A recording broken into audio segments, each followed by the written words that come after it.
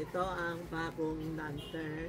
Pero every year talaga, every year, ang daming hotel, mga resort na bumibili sa amin, sa mga lugar po, bumibili sa amin, o mga bagong restaurant, dinalagay ng bagong lantern. It's mean, bagong pasok ng swerte, yung mga bad energy palabas.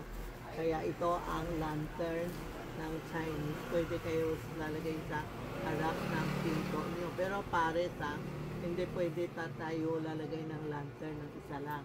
Pares po. Tapos, pwede din yung sa taas, ano tawag yung foyer. Lalagay mo din isang pares. Masaya na. Ha?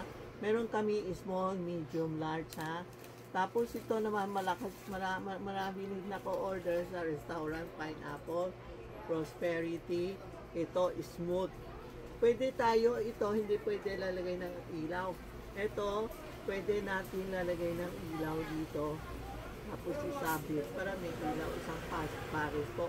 May small, medium, large, XL.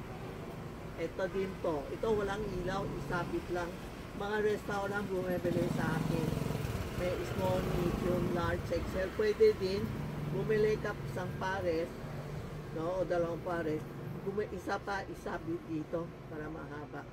So magiging dalawa. 'Di ba? Doon dito sa tabi, dalawa din maganda. Pumunta kayo dito, bibili, tuturuan ko kayo mag-decor. Ito ang pineapple. Ito ang Chinese lantern.